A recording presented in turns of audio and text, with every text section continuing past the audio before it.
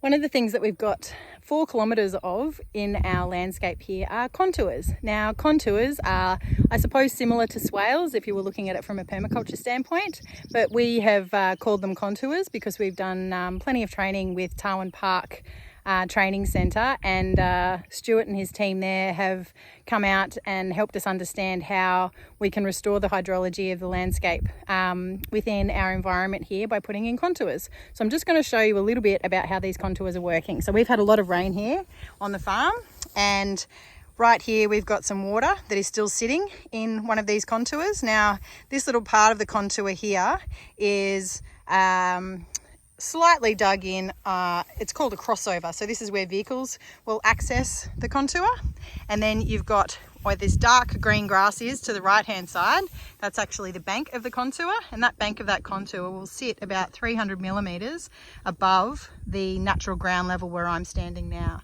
So on the high side of these contours, just over here, there's a sharp drop where the water will run from the watershed higher up, come down the hill, fall into that contour, de-energize as the water hits pooling water at the base of that contour, and then is blocked from continuing to run down the hill by the bank that sits along here. So all through here there is an enormous contour that wraps all the way around the cattle yards that we have here.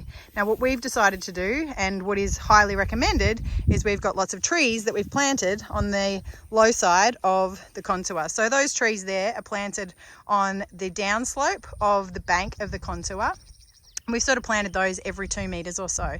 Now, the purpose of those plants and trees being planted within the contours is that they will send down deep tap roots, and that's how a lot of the water will begin to chase those roots, and the roots will chase the water. So it'll be this beautiful symbiotic relationship of water getting sent down, not just in the topsoil, but further down into layers of soil below. So the great part about the contours is it forms an opportunity for the water to be slowed down. So it's all about slowing the flow. So the more that we can slow the flow within the landscape and stop it running straight down the hill into the neighbour's yard, then that water can pool, and over the next potentially 3 to 4 weeks, it'll slowly seep into the topsoil and begin to feed down naturally with gravity. And so all of that fertility that's captured that we have in the cattle yards or through fertiliser, when the contours are full, we come and put things like kelp or